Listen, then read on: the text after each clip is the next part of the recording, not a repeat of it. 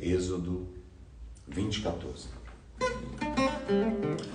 Ó, eu quero pedir aos casais, eu quero pedir aos filhos, eu quero pedir à mãe, à avó, que hoje, amanhã, eu sei que vocês trabalham e sábado e domingo querem descansar, mas eu queria que você acordasse cedo para acompanhar comigo ao vivo.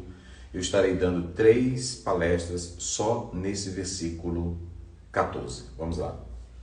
Hoje, amanhã. Hoje, depois. amanhã e segunda. Não adulterarás. Não Adulterarás. sem rodeio, bem direto. Nós já falamos aqui do apodítico. 2 mais 2 são 4. Pronto, acabou-se a conversa. A objetividade, o aspecto imperativo e direto está aí, ó. Lo-tinaf. Hoje eu não vou dar o conceito de adultério, só amanhã. Mas a primeira coisa hoje eu vou falar por que a lei de não adulterarás. Por que essa lei, pastor? Nós sabemos que em Gênesis 39, nós temos isso claramente. Já no direito natural, antes da existência da lei, adulterar já era pecado. Adulterar já era pecado.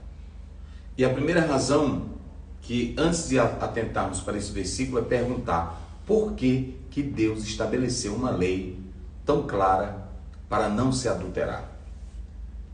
Primeiramente, vocês podem observar aqui que quando Deus estabelece essa lei, Ele tem um propósito para a família. Ele tem um propósito para o casamento. E tudo começa com o casamento.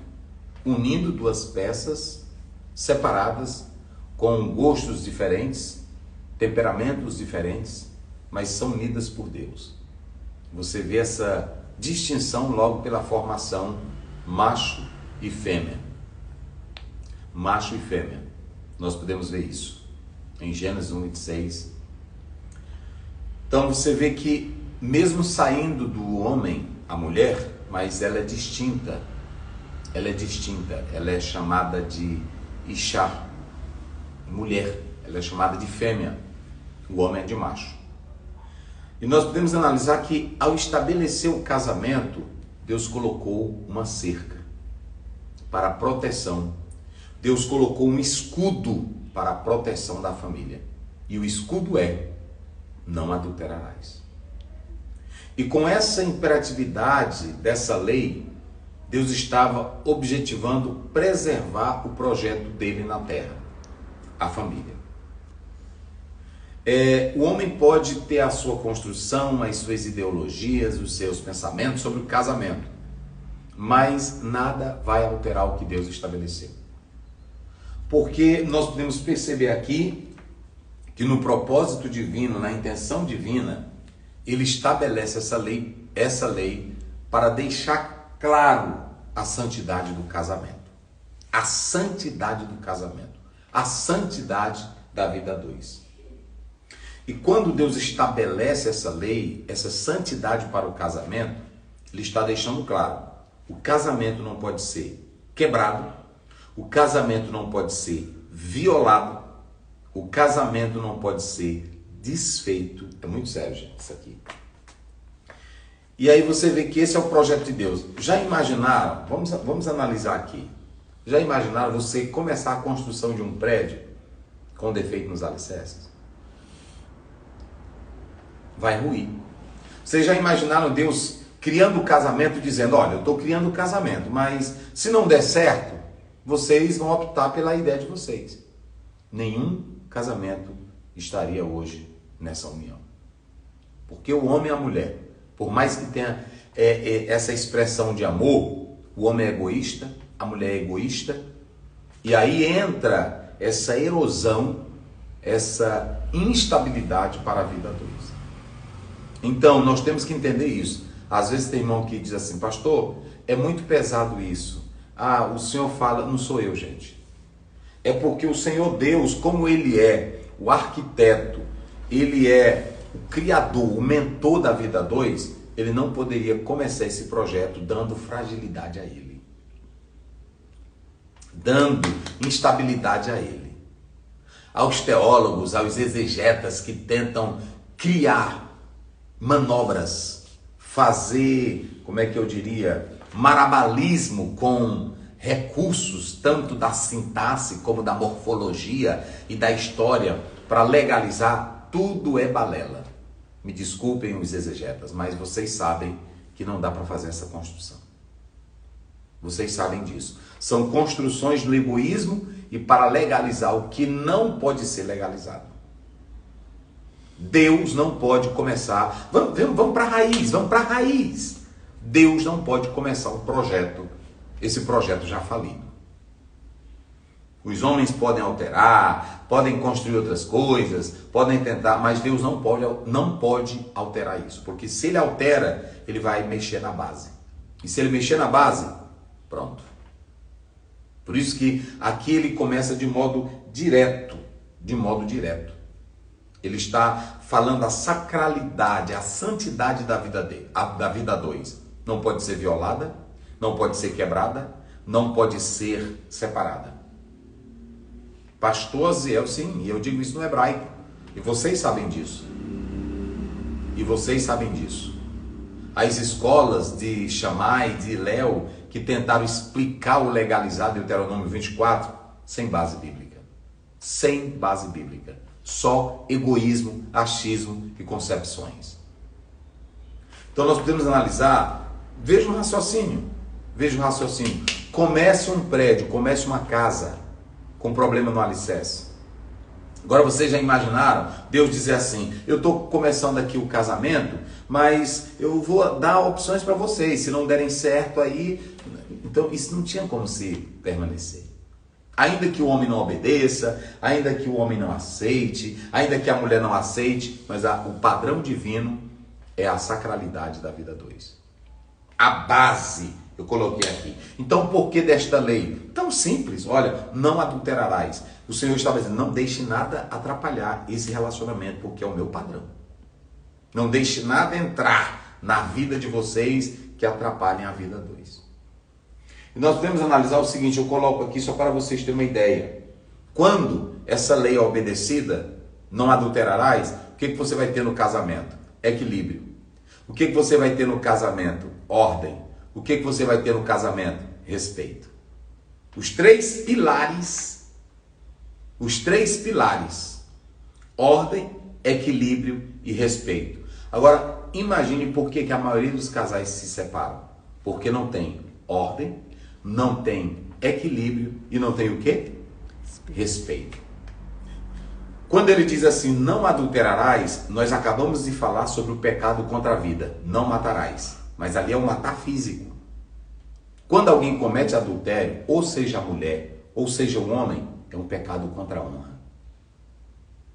Quando a esposa peca contra o marido, adulterando contra o marido, não atinge só o marido, atinge a honra do marido, atinge os filhos que vão olhar para ela de modo terrível, vão olhar para uma mãe sem caráter, vão olhar para uma mãe fraca, vão olhar para uma mãe sem pudor, vão olhar para uma mãe sem vergonha. Entendeu como é as coisas? É muito pesado. É pesado. Da mesma forma o marido. Como é que um filho vai olhar para um pai que trai a mãe, adultera contra outra, vive uma aventura sexual extra? Vamos lá, não para por aí. Como é que o sogro vai olhar para o genro? Como é que o sogro, a sogra vão olhar para a nora? Como é que os parentes dessa família vão olhar para ela? É um estigma tão lastimável, tão podre, que a própria família vai rejeitando. E aí você, no meio disso tudo, um simples, eu diria assim, pecado, não adulterarás, quando você comete, vai causar desequilíbrio nas famílias, desordem na família e falta de respeito na família. Porque é um pecado contra a honra. Enquanto que matar é um pecado contra a vida, adulterar é um pecado contra a honra. Então vamos lá. Se o casamento, se a família é a base, é o alicerce, se esse alicerce se desestruturar, aí entra aquilo que aquele camarada, agora me fugiu aqui o nome dele, ele dizia assim: vamos desestruturar a família, que todo esse padrão dessa sociedade se acaba. Vamos fazer isso. Você quer ver, quer criar um caos? Você quer criar um caos na sociedade? Acabe com a base, acabe com a célula, acabe com a estrutura, acabe com a família. Você quer criar uma sociedade alienígena? Você quer criar uma sociedade horrível? Acabe com a família. Snockel diz que o homem só chegou até aqui por causa da família. É na família que o homem tem o respeito com a esposa com ele. É na família que se constrói a beleza da vida dois. É na família que o respeito surge. Ele dizia que ali se aprende as primeiras lições de respeito, de amor, de carinho, de tratar bem, de cuidar. A própria história mostra que a civilização humana, ela chegou até aqui por causa da união familiar. Quer acabar com a sociedade? Precisa muita coisa não. Só acabe com a família. Acabe com esse padrão. E é isso que nós estamos vendo em plena pós-modernidade. Um discurso, uma narrativa. Rapaz, eu estou querendo lembrar aqui o nome desse filósofo. Mas eu vou lembrar. Até terminar. Até terminar eu me lembro. Então, prestem bem atenção. Desestruture essa base. Traga problema para a base. Traga problema para a base, que você vai ter o caos, você vai ter o desequilíbrio, você vai ter a desordem, você vai ter a desonra, você vai ter uma confusão. Sabe o que o homem quer? O homem quer a poligamia, o homem quer a sexo ilícito, o homem quer a aventura de todo jeito, mas não se lembram, as pessoas não se lembram que isso gera consequências indesejáveis. Alguém falou aqui que é Karl Marx? Não, Karl Marx sim, mas tem um outro, além de Karl Marx, mas tinha um outro, meu Deus do céu, mas eu vou me lembrar aqui desse nome.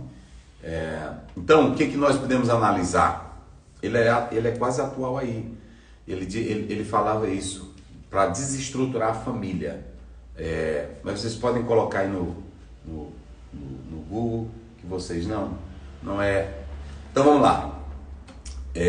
O que eu quero dizer para vocês é que desestruture a base, acabe com a base. A gente diz assim, a família é a célula máter, a família é a base, a família é o solo. Então, acabe Gramsci, me lembrei agora, isso é o Gramsci. Ele dizia o seguinte, que se você quiser desestruturar tudo que está aí, basta apenas começar a atacar a família. Não é à toa o ataque à estrutura familiar.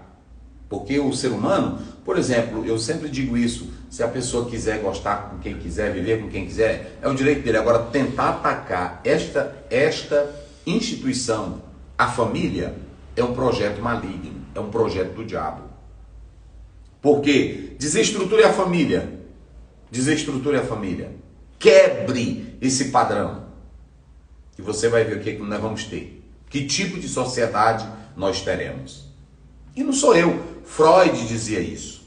Freud falava isso.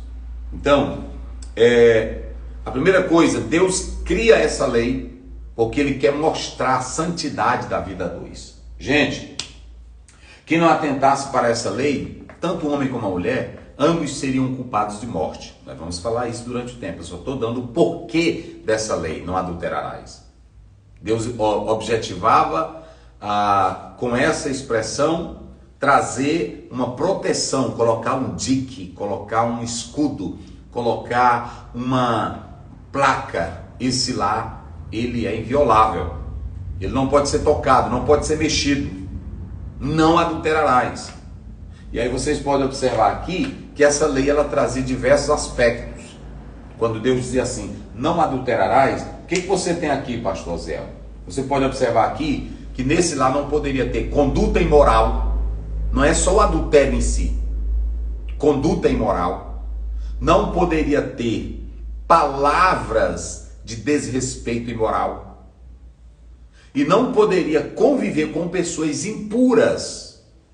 Olha aí, quem é que traz a desgraça para o casamento? A mulher adúltera. Quem é que traz a desgraça para o casamento? Pessoas lá fora que não têm respeito nenhum pela vida. Então, aqui você percebe que essa expressão não adulterarás, ela traz isso. E o salmista Davi diz: bem-aventurado aqueles que não andam no caminho dos pecadores, nem se assenta à roda dos escarnecedores, nem se detém no caminho dos pecadores.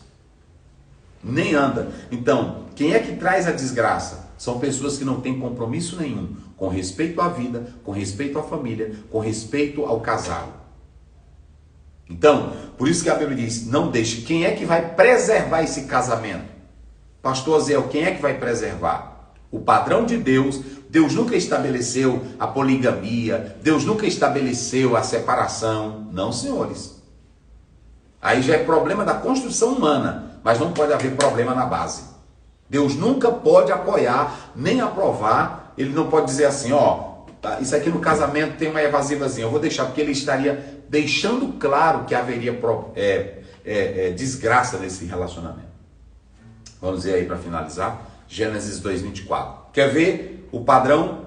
Antes de tudo, antes de qualquer ideia, antes de qualquer pensamento, antes de qualquer explicação teológica, morfológica, da sintaxe, usando os 4 argumentos do grego, o nominativo, genitivo, dativo, acusativo, usando a questão verbal, nominal. Vamos lá. Portanto, deixará o varão seu pai e a sua mãe, e apegar-se-á à sua mulher. E apegar-se à sua mulher, ou seja, colar nela, colar. Quando você separa, um rasgo, porque os dois são uma só carne, vai. E ambos serão uma só carne. Tá aí, pronto. Ambos serão uma só carne. Então não há escapatória, não há evasiva. Tudo que o homem botar em cima disso aqui é só argumento. É só argumento. Então, queridos, amanhã eu vou mostrar a valorização que Jesus deu a isso. Então, eu estou começando aqui isso. Coloque isso, o porquê dessa lei. Se o homem tentar argumentar: Davi adulterou, não morreu, não sei quem fez isso. Problema do homem. Agora a base não pode ter problema. A base é Deus. E Deus estabeleceu a base da vida 2. O homem é quem traz essa desconstrução. Então, é isso aí. Pai abraça o filho e diz ao seu ouvido: meu filho, eu agora vou partir. E foi um pé no mundo, se sente um vagabundo, não tem pra onde ir. A mãe em desespero, aí ó, de ver que a vida não tem mais valor. Um lar em decadência, mais uma consequência da ausência do amor. É impossível aceitar a decadência de um lar, viver desfeito que Deus não separou. Pra que pensar em separar, se ainda existe uma chance pro amor? A esperança não morreu, nem o amor adormeceu. Nunca é tarde pra tentar recomeçar. Dê uma ligadinha pra ela aí. Vocês estão afastados, estão dormindo separados. Liga agora pra ela, chama ela aí. Minha filha, chama ele também. E homem, deixa de ser cabeça dura, deixa de ser fechado. Vamos lá, dá uma chance pro amor. Deus não quer problema na base. Deus não quer problema na base. Vamos lá, dê uma chance.